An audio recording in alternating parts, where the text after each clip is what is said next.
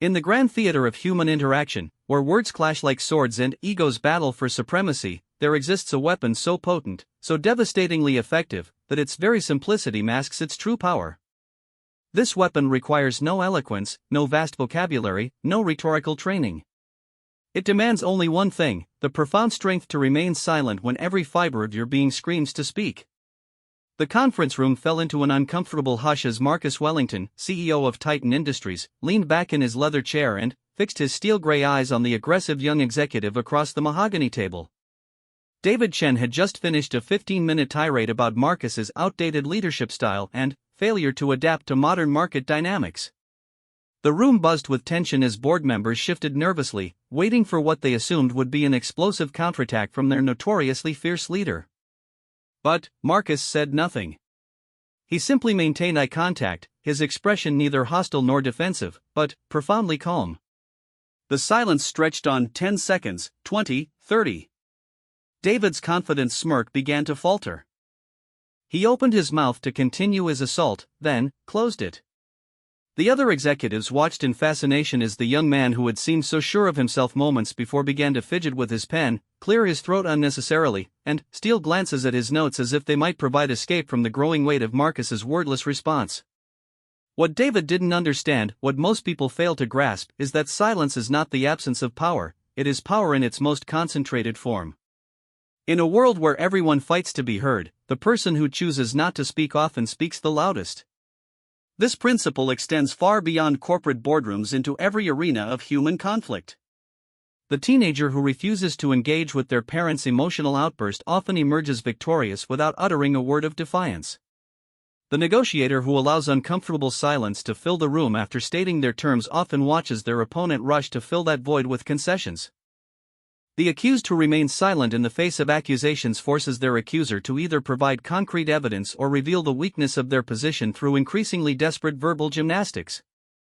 The power of silence operates on multiple psychological levels simultaneously. First, it disrupts the expected flow of conflict. When someone attacks us verbally, every social conditioning we've absorbed since childhood tells us to defend ourselves, to explain, to justify, to counterattack. The person who violates this expectation by remaining silent immediately shifts the entire dynamic of the interaction. They move from reactive to proactive, from defendant to judge, from pursued to pursuer. Consider the case of Elena Vasquez, a software engineer who found herself in a heated meeting with her project manager, Robert Kim. Robert had called the meeting to blame Elena for a critical bug that had delayed their product launch by 3 weeks. He spent the first 20 minutes of their scheduled 30-minute meeting cataloging Elena's supposed failures, questioning her competence, and threatening her job security. Elena had entered the meeting prepared with documentation proving that the bug originated from changes made by another team member, timestamps showing that she had warned about potential issues weeks earlier, and emails demonstrating that her concerns had been dismissed by management. She was ready for battle. But, as Robert's attacks intensified, something unexpected happened. Instead of launching into her prepared defense, Elena found herself remembering a conversation she'd had with her grandfather, a man who had survived political persecution in his homeland by mastering the art of strategic silence. Sometimes, Mija, he had told her, the strongest thing you can do is let your enemies destroy themselves with their own words. So Elena sat quietly, maintaining respectful eye contact while Robert continued his assault. She didn't interrupt, didn't defend, didn't explain. She simply listened and waited.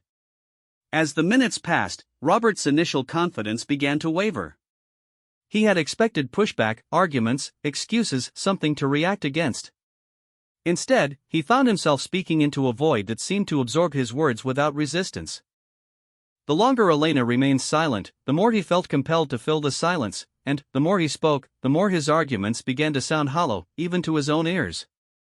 By the time the 30-minute meeting ended, Robert had essentially talked himself into admitting that the problem was more complex than he had initially believed, that perhaps other factors were involved, and that maybe he should investigate further before drawing conclusions.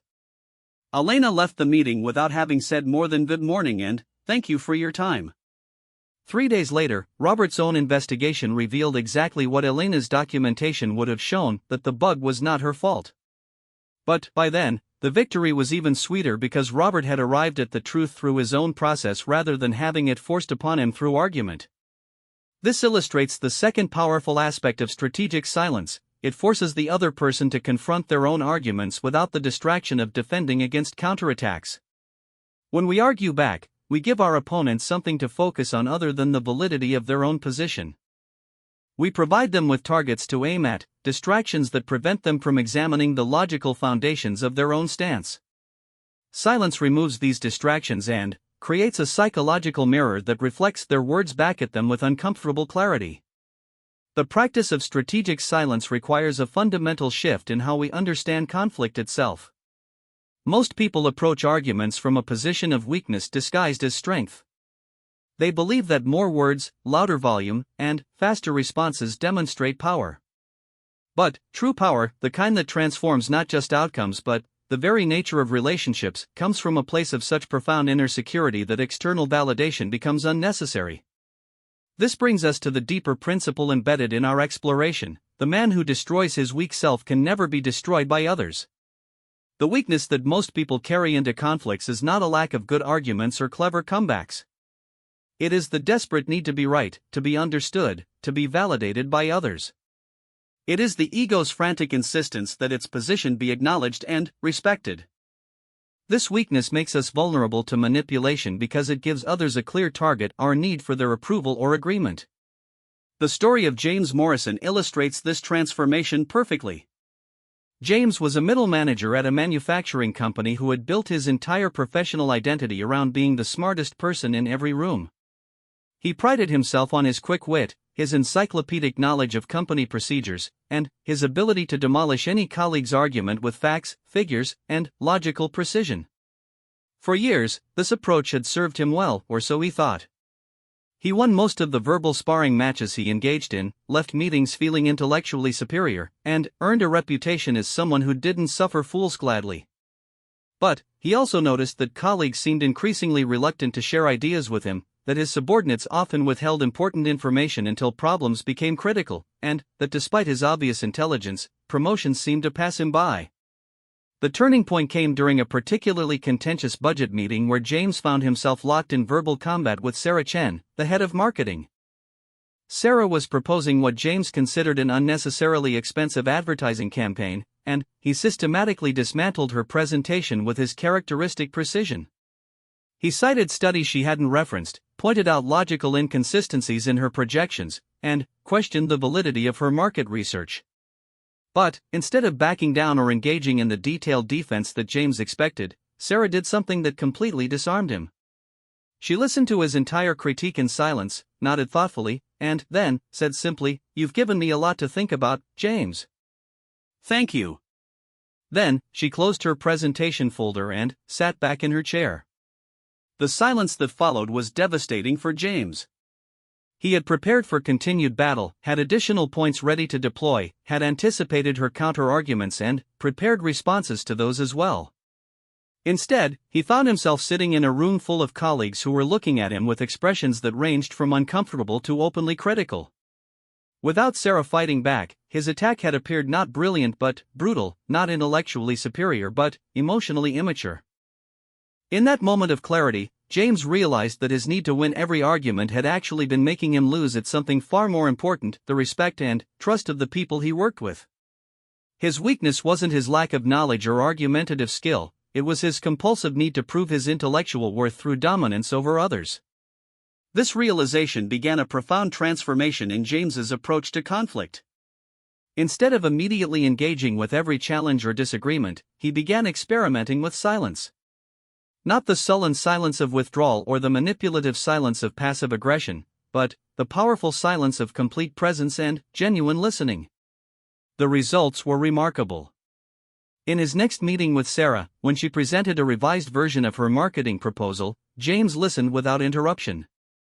When she finished, instead of immediately launching into criticism, he remained silent for a moment, then asked a single, thoughtful question: "What specific outcome are you hoping to achieve with this approach?"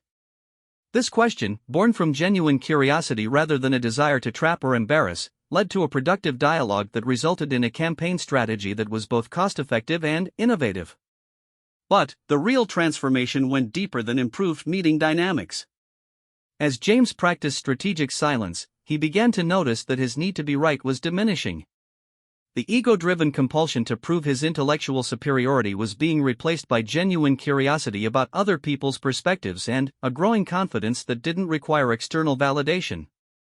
This internal shift is what separates strategic silence from mere tactical quietness. True power in silence comes not from manipulation or calculation, but from the dissolution of the psychological weaknesses that make us vulnerable to other people's attempts to provoke, manipulate, or control us. The process of destroying one's weak self is neither quick nor comfortable. It requires confronting the truth about why we feel compelled to defend, explain, and justify ourselves in the first place. It means acknowledging that our need to win arguments often comes from a place of insecurity rather than strength. It demands that we examine the difference between being right and being effective, between intellectual superiority and genuine influence. Consider the story of Maria Santos, a high school principal who faced one of the most challenging situations of her career when angry parents confronted her at a school board meeting about a controversial new curriculum. The parents had organized themselves into a vocal opposition group and came to the meeting armed with prepared speeches, statistical arguments, and what they clearly expected to be overwhelming rhetorical force. Maria had also come prepared. She had research supporting the new curriculum, testimonials from educational experts, and detailed responses to every objection she anticipated. She was ready to defend her decision with facts, logic, and professional expertise. But, as she watched the first parent deliver an emotionally charged speech that was heavy on passion but light on factual accuracy, Maria found herself remembering a piece of advice from her mentor: sometimes the most powerful thing a leader can do is create space for people to be heard, even when they're wrong. Instead of immediately correcting the factual errors in the parent's speech or defending her curriculum choices, Maria listened. When the parent finished, instead of launching into her prepared rebuttal, she simply said, "Thank you for sharing your concerns. I can see how much you care about your child's education." Then, she remained silent, waiting. The effect was transformative. The parent, who had clearly expected an argumentative response, found himself somewhat deflated by Maria's acknowledgement. Other parents who had prepared similar attacks began to speak, but without the energy and hostility they had initially brought to the meeting. As each person spoke and received the same respectful silence and acknowledgement from Maria, the overall tone of the meeting began to shift. By the end of the evening, instead of the contentious battle that everyone had expected, the meeting had evolved into something closer to a genuine dialogue. Parents felt heard and respected, even if they disagreed with the principal's decisions. Maria had maintained her authority and her curriculum choices without having to demolish anyone's arguments or prove her intellectual superiority. Most importantly, several parents approached Maria after the meeting to express appreciation for how she had handled their concerns, and some even admitted that they wanted to learn more about the curriculum before making final judgments. The very people who had come to attack her had become allies in finding solutions that worked for everyone. This transformation illustrates a crucial aspect of strategic silence. It's not about winning or losing in the traditional sense, but about changing the nature of the game itself.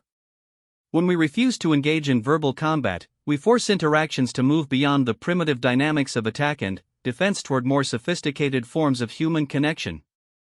But mastering this approach requires more than just keeping our mouths shut. True strategic silence demands a level of inner development that goes far beyond tactical communication skills. It requires us to confront and ultimately transcend the psychological patterns that make us vulnerable to provocation in the first place. The weak self that must be destroyed is not our capacity for emotion, our ability to care deeply about outcomes, or our commitment to our values. The weak self is the collection of ego-driven needs that make us reactive rather than responsive, defensive rather than open, brittle rather than resilient. This weak self manifests in various ways. There's the need to be understood, which makes us over-explain and justify our every decision until we sound desperate rather than confident. There's the need to be right, which compels us to argue even when winning the argument would damage important relationships. There's the need to be respected, which makes us react defensively to any perceived slight or challenge to our authority. Perhaps most dangerous is the need to control other people's opinions and responses. This need turns every disagreement into a battle for dominance, every conversation into an opportunity to prove our worth, every silence into an uncomfortable void that must be filled with words, regardless of whether those words serve any constructive purpose. The story of Dr. Richard Hayes, a respected surgeon who nearly destroyed his career through his inability to handle criticism, illustrates how these needs can become self-destructive. Dr. Hayes was objectively excellent at his job, his surgical outcomes were among the best in the hospital, his knowledge was encyclopedic, and his technical skills were flawless. But he had never learned to separate his professional competence from his personal ego. When a younger colleague, Dr. Jennifer Park, presented research at a medical conference that indirectly challenged one of Dr. Hayes's preferred surgical approaches, he felt compelled to respond. Not content to simply disagree with her conclusions, he launched into a detailed critique of her methodology, her experience level, and her understanding of the relevant literature. Dr. Park, rather than engaging in the public argument that Dr. Hayes seemed to want, simply listened to his critique, thanked him for his perspective, and noted that she looked forward to continuing the conversation as the research evolved. Her gracious non-response made Dr. Hayes's attack appear petty and unprofessional to their colleagues. But Dr. Hayes couldn't let it go. Over the following weeks, he found opportunities to continue his critique of Dr. Park's work in various professional settings. He sent emails to colleagues pointing out flaws in her research, made disparaging comments about her findings in surgical consultations, and generally made it clear that he considered her work to be fundamentally flawed. The turning point came when the hospital's chief of staff called Dr. Hayes into his office. Instead of the support that Dr. Hayes expected, he received a gentle but firm warning about his behavior. "Richard," the chief said, "your surgical skills are unquestionable, but your response to Dr. Park's research is raising concerns about your judgment and professionalism. She's not attacking you personally, she's contributing to scientific discourse. But your reaction is making this personal in a way that reflects poorly on both of you." This conversation forced Dr. Hayes to confront an uncomfortable truth: his need to be right, to have his expertise acknowledged and unchallenged, had made him vulnerable to manipulation by his own ego. Dr. Park hadn't attacked him, but his reaction had been so disproportionate that he had essentially attacked himself. The process of rebuilding his professional relationships and personal equilibrium required Dr. Hayes to develop what he came to think of as strategic indifference, not indifference to his patients or his work, but indifference to whether other people agreed with his methods or acknowledged his expertise. This indifference wasn't coldness or withdrawal, it was a form of inner freedom that allowed him to engage with colleagues and criticism from a place of genuine confidence rather than defensive insecurity. When Dr. Park published her next research paper, which again challenged conventional surgical approaches, Dr. Hayes read it carefully and, then, did something that surprised everyone who knew about their previous conflict. He sent her a brief, respectful email noting an interesting parallel between her findings and some observations he had made in his own practice, suggesting that they might find it useful to compare notes. This simple gesture, born from Dr. Hayes's new ability to separate his ego from his expertise, led to a collaborative relationship that ultimately improved surgical outcomes for both doctors' patients. But, more importantly, it demonstrated the profound shift that occurs when someone stops needing to win every intellectual battle and starts focusing on winning the only war that really matters, the war against their own weaknesses. The transformation from reactive to responsive requires practice in what we might call productive detachment. This doesn't mean becoming emotionally distant or intellectually disengaged. Rather, it means developing the ability to observe our own emotional responses without being controlled by them, to hear criticism without immediately needing to defend, to witness conflict without automatically taking sides. This skill becomes particularly powerful in family dynamics, where emotional histories and established patterns can make strategic silence feel almost impossible to maintain. The story of Catherine Williams, a mother of 3 teenagers, illustrates how this approach can transform even the most volatile relationships. Catherine had spent years engaged in daily battles with her eldest son, Trevor, over everything from homework and chores to curfew and social media usage. These arguments followed a predictable pattern: Trevor would push boundaries, Catherine would react with lectures and consequences, Trevor would escalate with accusations of unfairness, and Catherine would escalate back with more detailed explanations of her reasoning and additional restrictions. Both mother and son had become trapped in a cycle where every interaction became an opportunity for conflict, every conversation a potential argument, every disagreement a test of wills that someone had to win. Catherine found herself dreading interactions with her own child, while Trevor had learned to view his mother as an adversary rather than an ally. The breakthrough came during a particularly intense argument about Trevor's grades. He had just received a report card showing failing marks in 2 classes, and Catherine had launched into her familiar routine of expressing disappointment, outlining consequences, and demanding explanations. Trevor responded with his usual mix of defensiveness, blame-shifting, and accusations that his mother didn't understand the pressures he was under. But, midway through this familiar dance, something shifted for Catherine. As she listened to Trevor's increasingly desperate attempts to justify his poor performance, she suddenly realized that her lectures and punishments weren't actually addressing the underlying issues. They were simply providing Trevor with something to fight against, an external enemy that allowed him to avoid confronting his own academic struggles. So Catherine stopped talking. In the middle of Trevor's passionate defense of why his math teacher was unfair and his English assignments were unrealistic, she simply fell silent. She didn't interrupt, didn't argue, didn't even nod agreement or disagreement. She just listened. The effect on Trevor was immediate and profound. Without his mother's familiar pushback to react against, his arguments began to lose steam. He continued talking for several more minutes, but his words became increasingly circular and uncertain. Eventually, he wound down into silence himself, looking at his mother with confusion and something that might have been respect. "I don't know what to do about math," he finally said, his voice small and honest in a way Catherine hadn't heard in months. "I really don't understand it, and I'm embarrassed to ask for help because everyone else seems to get it." This admission, born from silence rather than pressure, opened the door to the first genuinely productive conversation Catherine and Trevor had shared in over a year. Instead of punishing Trevor for his poor grades, Catherine was able to help him develop strategies for getting the academic support he needed.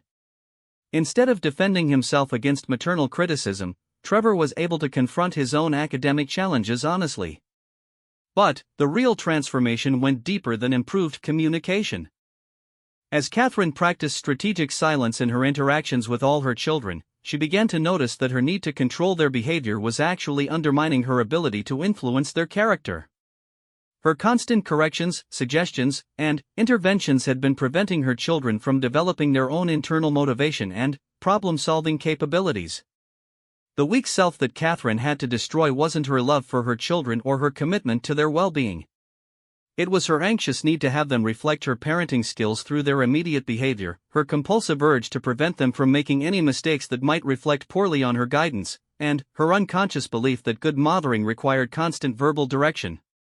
As she learned to sit comfortably with her children's struggles without immediately rushing to fix or correct them, she discovered that they were far more capable of finding solutions and learning from consequences than she had given them credit for.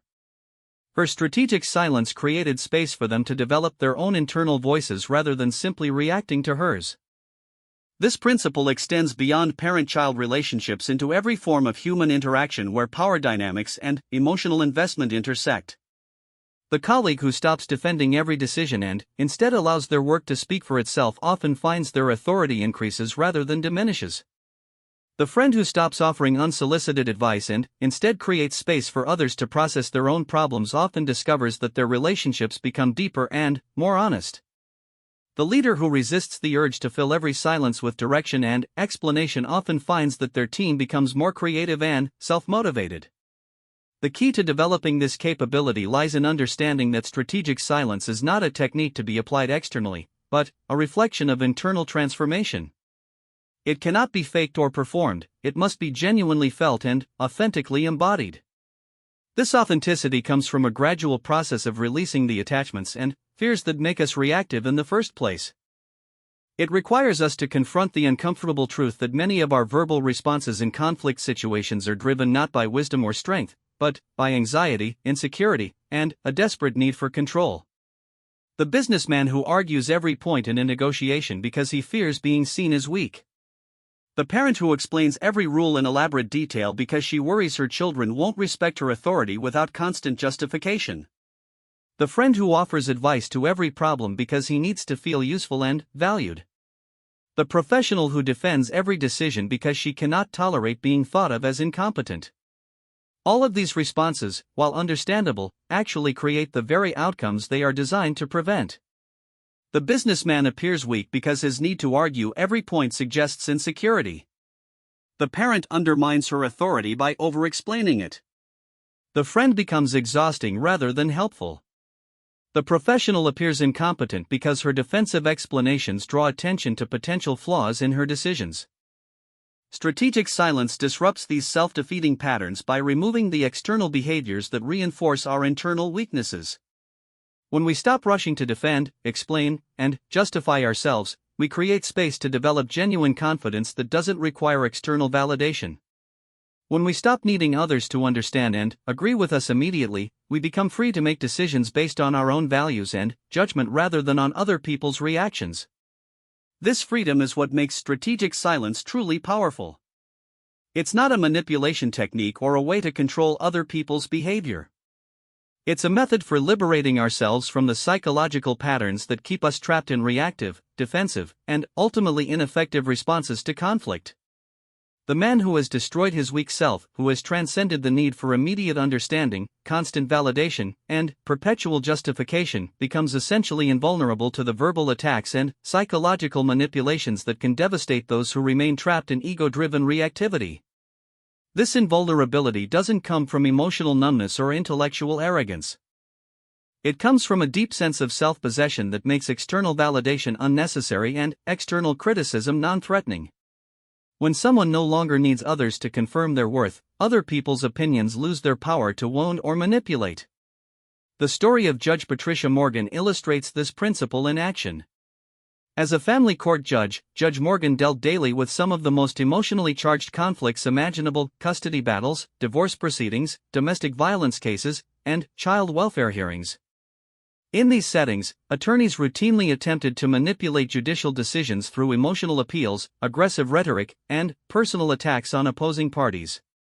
Early in her career, Judge Morgan had felt compelled to respond to these tactics with detailed explanations of her reasoning, point-by-point refutations of inflammatory arguments, and lengthy justifications of her decisions. She had believed that thorough verbal responses were necessary to maintain her authority and ensure that all parties understood her thought process. But, over time, she began to notice that her detailed explanations often seemed to invite more argument rather than less, that her careful reasoning was frequently misinterpreted or twisted to serve various parties' agendas, and that her attempts to ensure understanding sometimes seemed to undermine respect for her authority. The transformation in her approach began during a particularly contentious custody hearing where both parents were represented by attorneys who seemed more interested in destroying each other than in serving their clients' children. As the arguments became increasingly personal and inflammatory, Judge Morgan found herself preparing to deliver one of her characteristically thorough explanations of why such tactics were inappropriate and counterproductive. Instead, she simply stopped speaking and allowed her gaze to move slowly from one attorney to the other. The silence stretched on for nearly a full minute, an eternity in a courtroom setting. Without saying a word, she had communicated more effectively than any lecture about appropriate courtroom behavior. When the attorneys resumed their presentations, their tone had changed completely. The inflammatory rhetoric had been replaced by factual arguments, the personal attacks had ceased, and both lawyers focused on presenting information relevant to their clients' children rather than on destroying their opposition. Judge Morgan realized that her silence had accomplished something her words never could. It had forced everyone in the courtroom to confront their own behavior without giving them anything external to react against. The attorneys couldn't argue with her silence, couldn't find flaws in her reasoning, couldn't accuse her of bias or unfairness.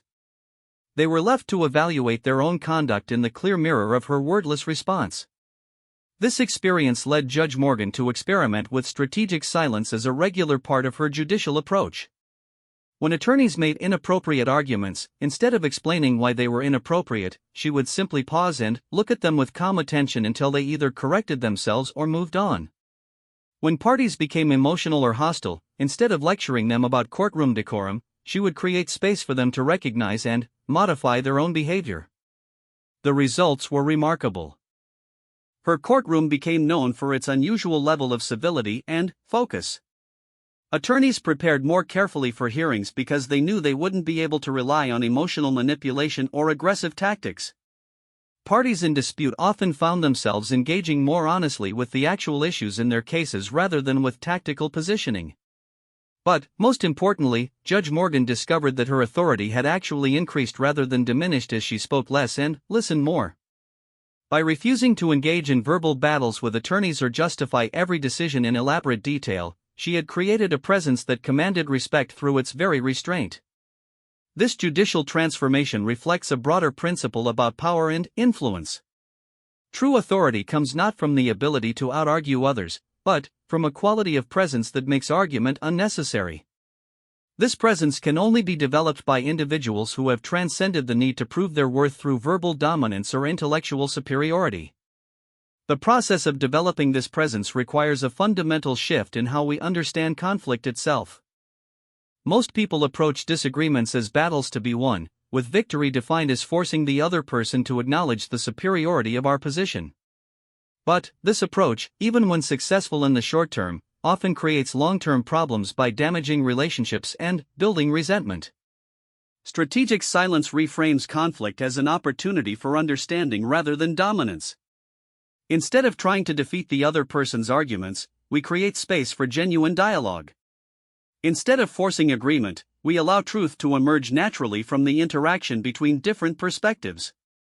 This reframing requires extraordinary discipline because it goes against every social conditioning we've received about how to handle disagreement.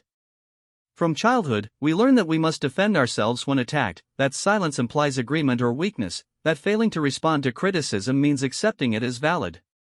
But these conditioned responses often work against our actual interests. The person who defends themselves against every criticism often appears weak and insecure. The individual who feels compelled to respond to every challenge may miss opportunities to learn from valid feedback. The leader who cannot tolerate disagreement without immediately arguing back often creates environments where important information is withheld to avoid conflict. Strategic silence breaks these counterproductive patterns by introducing an element of unpredictability into our responses. When someone attacks us verbally and we don't respond as expected, it forces them to confront the substance of their own arguments without the distraction of defending against our counterattacks. This principle proved transformative for Dr. Michael Chen, a hospital administrator who found himself under intense criticism from nursing staff who felt that cost-cutting measures were compromising patient care. The nurses had organized themselves to present their concerns at the monthly staff meeting, and Dr. Chen had prepared a detailed presentation defending the financial necessity of the changes and explaining why the nurses' concerns, while understandable, were ultimately unfounded. But, as he listened to the first nurse present her case, a passionate speech about longer patient loads, reduced staffing, and increasing pressure to discharge patients quickly, Dr. Chen found himself genuinely moved by her obvious dedication to patient welfare. Instead of immediately launching into his prepared defense, he simply thanked her for her concerns and asked if others wanted to share their experiences. What followed was an hour-long discussion that completely changed Dr. Chen's understanding of how the cost-cutting measures were actually affecting patient care. Instead of defending policies that had been developed based on financial projections and theoretical models, he found himself learning about practical realities that hadn't been captured in any budget analysis. By the end of the meeting, instead of having won an argument about the necessity of cost-cutting, Dr. Chen had gained valuable information that led to modifications in the policies that achieved the necessary financial savings while addressing many of the nurses' legitimate concerns about patient safety. More importantly, the nurses who had come to the meeting expecting to battle an uncaring administrator found themselves working collaboratively with someone who demonstrated genuine respect for their expertise and concerns. The relationship between administration and nursing staff, which had been adversarial for months, began to transform into a partnership focused on finding solutions rather than assigning blame. This transformation illustrates one of the most powerful aspects of strategic silence. It often converts opponents into allies by demonstrating that we value their perspective more than we value being right. This doesn't mean agreeing with everything they say, but it does mean creating space for genuine dialogue instead of immediately positioning ourselves in opposition to their concerns. The weak self that must be destroyed to achieve this level of strategic interaction includes several specific ego-driven needs that keep us trapped in reactive patterns. There's the need to be immediately understood, which makes us over-explain and justify our decisions until we sound desperate rather than confident. There's the need to be consistently right, which prevents us from learning from valid criticism or acknowledging the limitations of our own perspective. There's the need to control other people's reactions, which makes every interaction feel like a test that we must pass by getting the right response. Perhaps most destructive is the need to win every battle, even when winning the battle means losing the war. This need turns every disagreement into a contest of wills rather than an opportunity for problem solving, every conversation into a debate rather than a dialogue, every relationship into a competition rather than a collaboration. The story of Robert Kim, a project manager at a software development company, illustrates how this need to win every battle can become self-defeating. Robert was technically competent and genuinely committed to project success, but he had developed a reputation for being difficult to work with because he felt compelled to argue every point, defend every decision, and prove his expertise in every interaction. When a new team member, Sarah Thompson, joined his project and suggested a different approach to a technical problem, Robert's first instinct was to explain in detail why her approach wouldn't work. He cited previous projects where similar approaches had failed, referenced technical documentation that supported his preferred solution, and outlined the potential risks and complications that Sarah's suggestion might create. Sarah listened to his entire critique without interruption, then simply said, "That makes sense. Would you be open to me trying my approach on a small test case, just to see what happens?" Her response was so reasonable and non-threatening that Robert found it difficult to object without appearing unreasonably rigid. 3 days later, Sarah's test case produced results that were significantly better than what Robert's approach had been achieving. But, instead of acknowledging this success, Robert found himself looking for flaws in Sarah's methodology, questioning whether the test case was representative, and suggesting that the improvements might not scale to larger implementations. The turning point came when Sarah approached him privately and said, "Robert, I get the feeling that you think I'm trying to prove you wrong, but that's not my goal at all. I really want to learn from your experience, and I'm hoping we can find the best solution together rather than competing to see whose ideas are better." This conversation forced Robert to confront an uncomfortable truth about his own behavior. His need to be right, to have his expertise acknowledged, and to maintain his status as the technical leader on the team had made him treat every suggestion as a challenge to his authority rather than an opportunity to improve outcomes. The process of changing this pattern required Robert to develop what he came to think of as productive humility, not self-deprecation or insecurity, but a genuine openness to learning from others regardless of their experience level or official position. This humility didn't diminish his expertise, it actually enhanced his effectiveness by allowing him to incorporate the best ideas from his entire team rather than limiting solutions to his own perspective. 6 months later, Robert's team had developed a reputation as one of the most innovative and productive in the company. But, more importantly, Robert had discovered that his authority as a technical leader had actually increased as he became more willing to acknowledge good ideas from others and less invested in proving his individual superiority. This transformation reflects a crucial insight about true power: it grows stronger when shared rather than hoarded. The leader who insists on having all the best ideas ultimately limits their organization to the boundaries of their own imagination. The manager who cannot tolerate being corrected by subordinates creates an environment where important information is withheld to avoid damaging their ego. The expert who feels threatened by other people's innovations often finds themselves left behind as their field evolves. Strategic silence creates space for this kind of collaborative power to emerge because it removes the ego-driven dynamics that turn every interaction into a competition. When we stop needing to prove our worth through verbal dominance, we become free to focus on achieving the best possible outcomes rather than protecting our status or reputation. But, developing this capability requires more than just tactical changes in how we communicate. It demands a fundamental shift in how we define strength, success, and personal worth. The weak self that must be destroyed is not our capacity for strong opinions, passionate advocacy, or firm leadership. It is the collection of insecurities and attachments that make us vulnerable to manipulation through our own emotional reactions. This vulnerability becomes particularly clear in negotiations, where skilled manipulators often try to provoke emotional responses that will cause their opponents to make poor decisions. The negotiator who becomes angry when insulted, desperate when pressured, or defensive when criticized has given their opponent powerful tools for influencing the outcome of the discussion. The story of Jennifer Walsh, a real estate attorney who learned to use strategic silence in property negotiations, illustrates how this vulnerability can be transformed into strength. Jennifer had always prided herself on her ability to argue persuasively for her clients' interests, using detailed market analysis, legal precedents, and rhetorical skill to achieve favorable outcomes.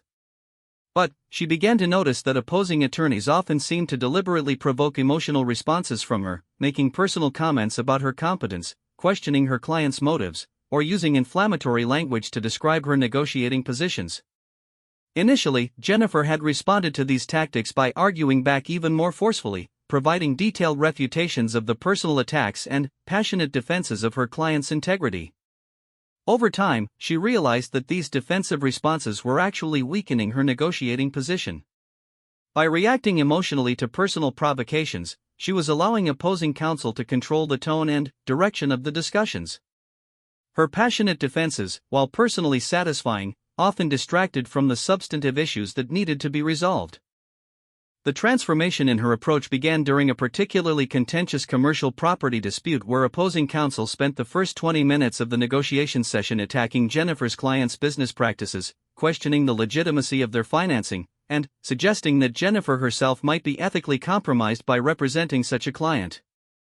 Instead of launching into her prepared defense of her client's integrity and her own professional ethics, Jennifer found herself remembering a conversation with a mentor who had told her, "The person who can make you angry can control your decisions. Don't give anyone that much power over your effectiveness." So Jennifer remained silent. She listened to the entire attack without interruption, maintained professional eye contact with opposing counsel, and simply waited for him to finish. When he finally wound down, clearly expecting some kind of defensive response, she said simply, "Are you ready to discuss the property boundaries now?" The effect was devastating to opposing counsel's strategy. All of his inflammatory rhetoric, designed to provoke Jennifer into an emotional response that would weaken her negotiating position, had landed in a void of professional calm. Without her defensive reactions to feed off, his attacks appeared petty and unprofessional to everyone in the room, including his own client. More importantly, by refusing to engage with personal provocations, Jennifer had kept the focus on substantive issues where her legal expertise and preparation gave her significant advantages. The negotiation session that opposing counsel had clearly intended to derail with emotional manipulation became a systematic discussion of legal and financial facts that strongly favored Jennifer's client. 3 hours later, Jennifer had secured one of the most favorable settlements of her career. But the real victory wasn't in the specific terms of the agreement, it was in the discovery that strategic silence had given her a form of power that no amount of argumentative skill could match. This experience led Jennifer to experiment with strategic silence as a regular part of her professional toolkit. When opposing counsel attempted to provoke emotional responses, instead of taking the bait, she would simply note their tactics and redirect attention to substantive issues. When clients became emotional about personal aspects of their legal disputes, instead of immediately offering reassurance or agreement, she would create space for them to process their feelings and, then, refocus on achievable legal objectives. The results transformed not only her effectiveness as a negotiator but her entire relationship with the practice of law. Instead of experiencing legal conflicts as battles that required constant vigilance and defensive responses, she began to approach them as complex problems that could be solved through clear thinking and strategic patience. The clients who had initially worried that Jennifer's calm approach meant she wasn't fighting hard enough for their interests soon discovered that her strategic restraint actually achieved better results than more aggressive tactics. Her reputation in the legal community evolved from that of a skilled arguer to that of a formidable negotiator who could achieve favorable outcomes even in seemingly impossible situations. But the deepest transformation was internal. As Jennifer learned to separate her professional effectiveness from her need to respond to every provocation, she discovered a form of confidence that didn't require external validation. This confidence allowed her to make decisions based on strategic considerations rather than emotional reactions, to maintain professional relationships even with opposing counsel who used manipulative tactics, and to serve her clients' long-term interests rather than their immediate emotional needs. This internal transformation is the heart of what it means to destroy one's weak self. It's not about becoming emotionless or disconnected from outcomes, but about developing a form of self-possession that makes us immune to manipulation through our own psychological vulnerabilities. The weak self is the part of us that needs constant external confirmation of our worth, that feels compelled to defend every criticism as if our identity depended on it, that cannot tolerate disagreement without immediately arguing back. This weak self makes us predictable to anyone who understands our emotional triggers, vulnerable to anyone who can provoke our defensive responses, and ultimately less effective at achieving our actual goals. The process of transcending these vulnerabilities requires us to confront some uncomfortable truths about our own motivations. Why do we feel compelled to have the last word in arguments? Why does criticism trigger such strong defensive responses? Why do we need others to understand and agree with us immediately rather than allowing understanding to develop naturally over time? These questions point toward the deeper attachments and fears that keep us trapped in reactive patterns. The attachment to being right that makes us argue even when arguing damages important relationships. The fear of being misunderstood that makes us over-explain until we sound desperate. The need to control other people's opinions that turns every conversation into a persuasion attempt rather than a genuine exchange of ideas. Strategic silence serves as both a practice for developing freedom from these patterns and a test of how successfully we've transcended them. If remaining silent in the face of criticism or provocation feels impossible, it reveals the depth of our attachment to external validation. If we find ourselves compelled to fill every silence with words, it demonstrates our discomfort with allowing others to process information at their own pace. If we cannot tolerate disagreement without immediately arguing back, it shows how much of our identity depends on having others acknowledge the correctness of our positions. But, as we practice strategic silence and gradually develop greater comfort with these challenging situations, something remarkable happens. We begin to discover that our worst fears about remaining silent, that others will think we're weak, that important points will be missed, that we'll lose respect or authority, are largely unfounded. In fact, the opposite often occurs. People who have mastered strategic silence frequently find that others perceive them as more confident, more thoughtful, and more authoritative than those who feel compelled to respond to every comment or criticism. Their ability to remain calm and present in difficult situations inspires respect rather than contempt. Their willingness to allow others to speak and be heard creates deeper, more honest relationships than constant argumentation ever could. The story of David Park, a high school principal who transformed a failing school through strategic silence, illustrates how this principle can create positive change even in the most challenging environments. When David took over Lincoln High School, it was known throughout the district for disciplinary problems, low academic achievement, and hostile relationships between faculty, administration, and students. Previous principals had typically tried to address these problems through increasingly strict rules, detailed behavioral contracts, and lengthy assemblies where students were lectured about responsibility and respect. The predictable result had been escalating resistance from students, growing frustration from teachers, and a school culture defined by conflict rather than learning. David's approach was radically different. Instead of implementing new rules or delivering lectures about appropriate behavior, he began simply spending time in classrooms, hallways, and common areas, observing and listening without immediately trying to fix or correct everything he saw. When students were disruptive in class, instead of immediately intervening with consequences, David would often just stand quietly near the disruptive student until they noticed his presence. His calm attention, without any verbal reprimand or threat, was often enough to redirect the student's behavior. When teachers complained about difficult students or unsupportive parents, instead of immediately offering solutions or reassurances, David would listen carefully and, then, ask thoughtful questions that helped the teachers develop their own strategies. Most remarkably, when confronted by angry parents or hostile community members at school board meetings, David would listen to their entire complaint without interruption, acknowledge their concerns, and then either provide information that addressed their specific issues or commit to investigating further before responding. The transformation was gradual but profound. Students began to experience David as a calm, consistent presence rather than another authority figure to rebel against. Teachers started bringing him problems earlier because they knew he would listen thoughtfully rather than immediately jumping to judgment. Parents began to trust that their concerns would be heard and addressed rather than dismissed or argued away. Within 2 years, Lincoln High School had gone from being one of the worst performing schools in the district to being a model that other schools studied. But the real change wasn't in test scores or disciplinary statistics, it was in the fundamental culture of the school.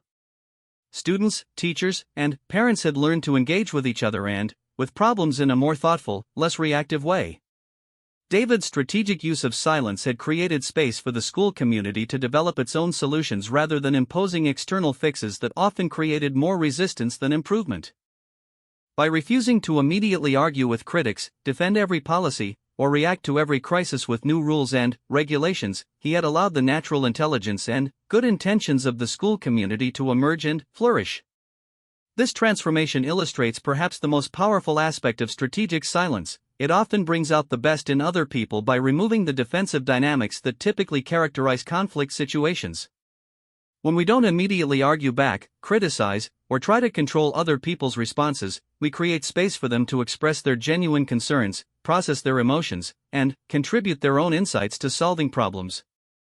But achieving this level of strategic influence requires more than just tactical changes in communication style. It demands what we might call philosophical courage, the willingness to base our actions on principles that may not be immediately understood or appreciated by others. The principle that the man who destroys his weak self can never be destroyed by others requires us to find our security and sense of worth from sources that cannot be threatened by external criticism or attack. This might mean deriving satisfaction from the quality of our work rather than from other people's recognition of that quality. It might mean finding meaning in our contributions to others' well-being rather than in their gratitude or appreciation. It might mean measuring our success by our growth in wisdom and effectiveness rather than by our ability to win arguments or control outcomes. This philosophical foundation is what allows strategic silence to be authentic rather than manipulative. When our sense of worth depends on external validation, silence becomes just another technique for getting others to respond the way we want them to. But, when our security comes from internal sources, silence becomes a natural expression of genuine confidence and peaceful strength.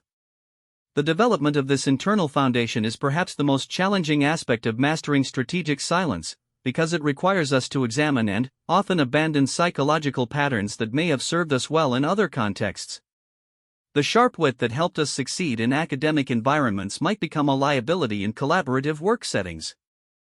The aggressive advocacy skills that made us effective lawyers might undermine our effectiveness as parents. The detailed explanations that demonstrated our expertise as consultants might reduce our authority as leaders. This doesn't mean abandoning our strengths or pretending to be someone we're not. It means developing the wisdom to know when those strengths serve our actual goals and when they work against our deeper interests. It means cultivating the flexibility to respond to different situations with different approaches rather than relying on familiar patterns that may no longer be appropriate. Most fundamentally, it means developing what the ancient philosophers called equanimity, a state of inner peace and balance that remains stable regardless of external circumstances. This equanimity is not indifference or emotional numbness, but a deep form of emotional intelligence that allows us to remain present and responsive without being reactive or defensive.